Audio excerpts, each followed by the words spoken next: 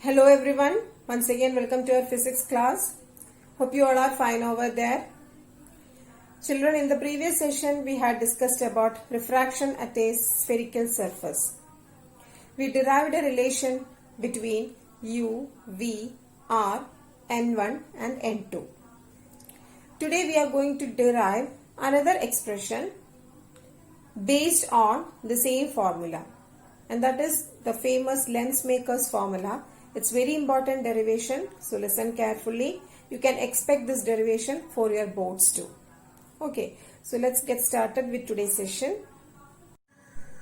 Children, so as discussed in our introductory video, today we are going to discuss about or derive the Lensmaker's formula. So this is the figure which is used to derive the formula.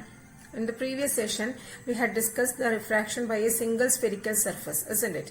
So today we are going to discuss about refraction by two spherical surfaces. Here you can see two spherical surfaces. One is A, B, C, and the another surface is A, D, C. Okay, O is the object, and a light ray passes from, or a light ray is produced by that object, and this light ray travels from one medium to another medium. So this medium has refractive index N1 and it is a rarer medium, and this medium has refractive index N2, which is a denser medium. So light ray from the object passes from rarer to denser medium, and due to the difference in density there will be refraction. The light ray will bend, and this is that refracted ray. Okay, now this refracted ray will go, and this refracted ray will form an image at this point I1, provided if the second surface is not there.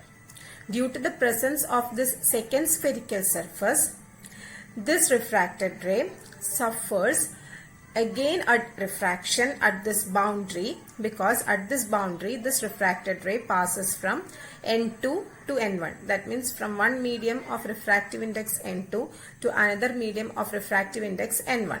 So again at this boundary it suffers another refraction, and as a result of that, this refracted ray will not follow its path like this. It will deviate at this, or it will bend at this boundary and form an image at this point. So I is the image formed by this second refractive surface. In the absence of the second spherical surface, image might have formed at this point I1, as we discussed in the previous case. Okay, so here this is the actual image, and the distance between this actual image and the spherical surface is taken as V, and the distance between this virtual image and the spherical surface is taken as V1. Okay, and the distance between the object and the spherical surface is taken as U. Okay, so you must understand the figure, it's very important. What is happening here?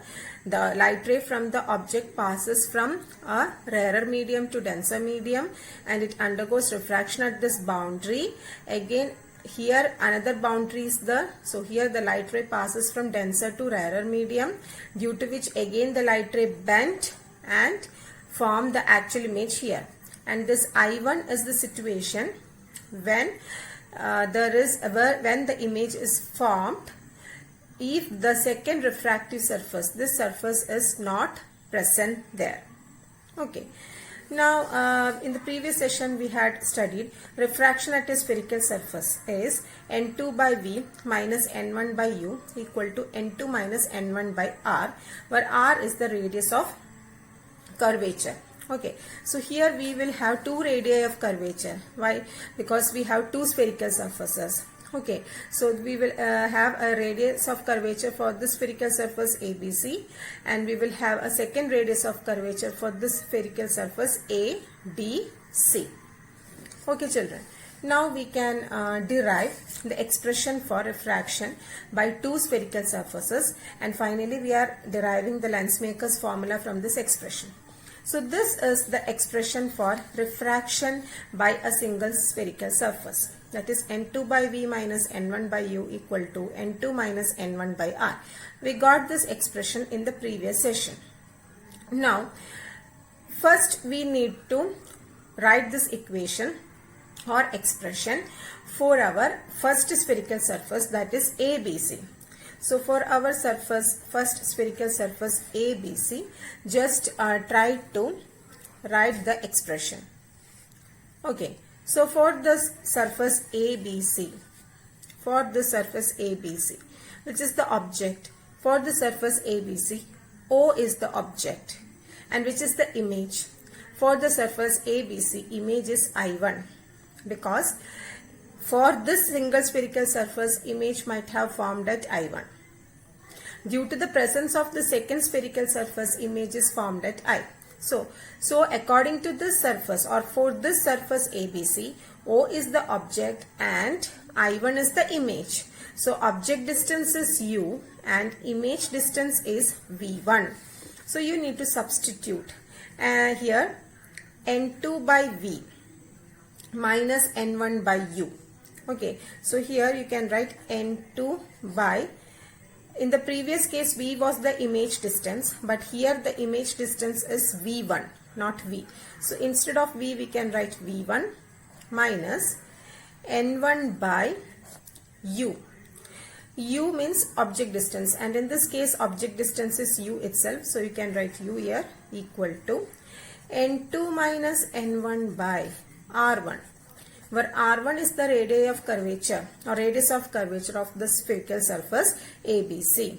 Okay, so this distance, it will be R1, like that. So we have reframed the expression, the previous expression that is refraction at spherical surface for the spherical surface ABC. Okay children, so if for this case U is the object distance, V1 is the image distance, so we wrote N2 by V. Instead of N2 by V we must write N2 by V1, and instead of N1 by U we can write N1 by U itself, because in this case for the first spherical surface ABC, still U is the object distance. Then N equal to N2 minus N1 by R1, where R1 is the radius of curvature of the spherical surface ABC. Now we need to reframe this expression for the second spherical surface ADC. Okay, so for the second spherical surface, this is the second spherical surface ADC, which is our object. O is the object, which is the image.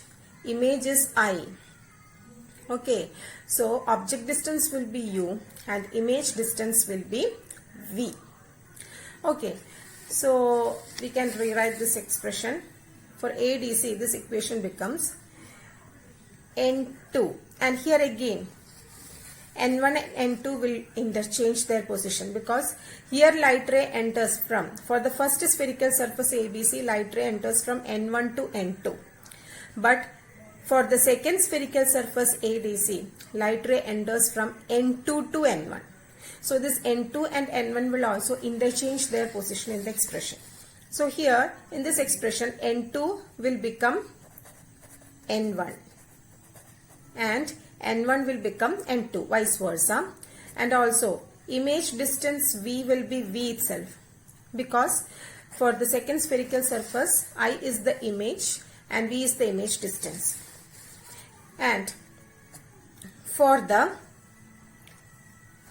second spherical surface, which is the object, see here this image I1 acts as a virtual object for the second spherical surface. So I1 acts as a virtual object for the second spherical surface, and the object distance can be taken as this distance V1, because for the second spherical surface I1 is the object.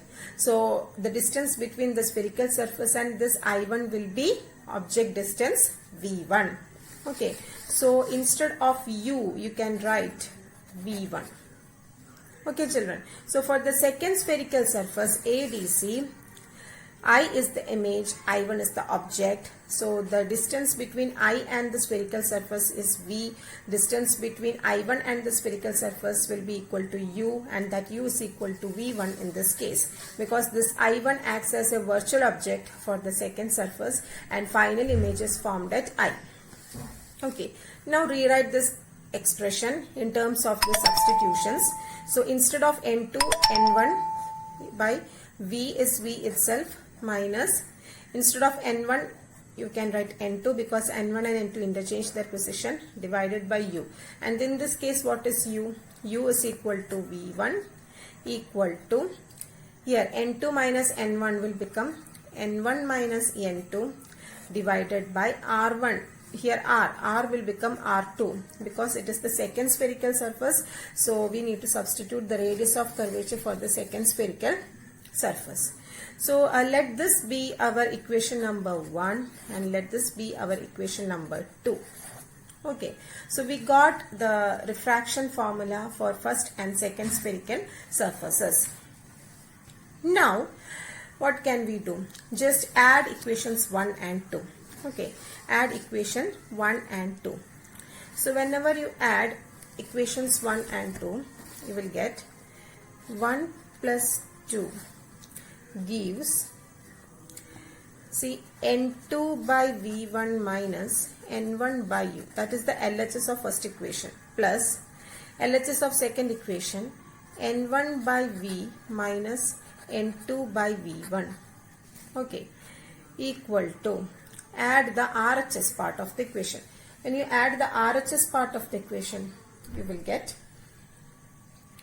n2 by n2 minus n1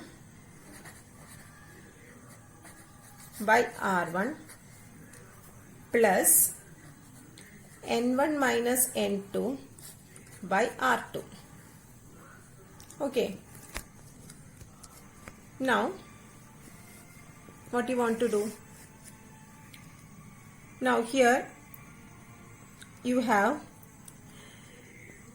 n2 by plus n2 by v1. Here you have minus n2 by v1. It will cancel. Then what is left in RHS? You are left with n1 by v minus n1 by u equal to, here you can take n2 minus n1 as a common factor. So this term, if you take n1 minus n2, can be written as minus of n2 minus n1, isn't it? So here this n1 minus n2 can be written as minus of n2 minus n1, right? So here n2 minus n1 is a common factor. So n2 minus n1 is a common factor into 1 by r1. Then plus into minus will become minus 1 by r2, isn't it? Here we want to do one substitution. What is the sign of r2? What is the sign of r2? Children, what is r2? r2 is the radius of curvature of the second spherical surface ADC, and for this surface radius of curvature will be here on the left side and it will be negative. Okay, so if whenever you apply sign convention, r2 will be negative, so it will be minus r2 here, and again it will be minus r2 here, and again here we have a minus r2. So you can write equal to n2 minus n1 into 1 by r1, negative into negative is positive, plus 1 by r2. Okay, so let this be our equation number 3. What is equation number 3? n1 by v minus n1 by u is equal to n2 minus n1 into 1 by r1 plus 1 by r2. Now suppose the object is at infinity. Okay, here we are again, we are making some assumptions. Suppose object is at infinity. So if object is at infinity, object distance u can be taken as infinity. And whenever object is at infinity, you had studied image is formed at focus. You had already studied this concept in your class 10 physics. Okay, so whenever object is at infinity, image is formed at focus. So our image is formed at focus, so image distance will be equal to focal length f. So substitute these two assumptions in this equation number 3. So you will get n1 by v. n1 by v becomes n1 by f because v is equal to f now, minus n1 by u. U means infinity. So infinity equal to, what is the RHS part of this equation? n2 minus n1 into 1 by R1 plus 1 by R2. Okay. Now 1 by infinity is 0. So n1 by anything by infinity will be 0. So this term will be equal to 0. Then we have n1 by f equal to n2 minus n1 into 1 by r1 plus 1 by r2. Okay. And let this be our equation number 4. So which is our equation number 4? n1 by f is equal to n2 minus n1 into 1 by r1 plus 1 by r2. So this was our equation 4. n1 by f is equal to n2 minus n1 into 1 by r1 plus 1 by r2. Now by sign convention, r1 is positive and r2 is negative because r2 is on the left side of the spherical surface. And so we can rewrite this expression like this: n1 by f is equal to n2 minus n1 into 1 by r1 minus 1 by r2 because r2 is negative. Now divide each term of this equation by n1. So when you divide this part, LHS part by n1, you will get 1 by f equal to, then divide each term of this equation by n1, so you will get n2 by n1 minus 1, because whenever you divide n1 by n1, you will get 1 into 1 by r1 minus 1 by r2. Okay, so this is our Lensmaker's formula. 1 by f is equal to n2 by n1 minus 1 into 1 by r1 minus 1 by r2. Again we can rewrite this expression like this: 1 by f is equal to n2 by n1 can be written as n21, isn't it? n21 is n2 by n1 minus 1, where n21 is refractive index of second medium with respect to first medium, into 1 by r1 minus 1 by r2. Okay, so this is the Lensmaker's formula, where f is the focal length of that spherical surface, n21 is refractive index of the second medium with respect to first medium, r1 is the spherical radius of curvature of first spherical surface, and r2 is the radius of curvature of the second spherical surface. And now we can derive the thin lens formula. Thin lens means the lens which is very thin. So here if we consider this lens, this distance BD is very large. For thin lens, this distance will be very small. So for such lenses, what will be the formula for refraction? So we can approximate that. For this we need to consider the equations 3 and equations 4. So just look at the equations 3 and 4. What is the RHS part of this equation? It is n2 minus n1 into 1 by r1 plus 1 by r2. And here the RHS part is n2 minus n1 into 1 by r1 plus 1 by r2. So the RHS part of both the equations 3 and 4 are same. So the LHS part can be equated. Here what is the LHS part of the equation? It is n1 by v minus n1 by u. Here what is the LHS of this equation? It is n1 by f. So we can equate the RHS part. So when you equate the RHS part, you will get n1 by f is equal to n1 by v minus n1 by u. n1 is common, so it will cancel. So finally you will get 1 by f is equal to 1 by v minus 1 by u. So this is our famous thin lens formula, and you had already learned this formula in your class 10 physics, isn't it? 1 by f is equal to 1 by v minus 1 by u, where f is the focal length, v is the image distance, and u is the object distance. Okay children, so this is our famous Lensmaker's formula, and you should always remember this formula, and you can expect numericals based on this expression too. So 1 by f is equal to n21 minus 1 into 1 by r1 minus 1 by r2, and this expression shows that the focal length of a lens depends upon the refractive index of the medium. Okay children. Okay children, with this I am concluding my session. Notes of the topic have been uploaded. Please go through it. We will meet in the next session. Till then, take care all of you. Stay home, stay safe. Thank you.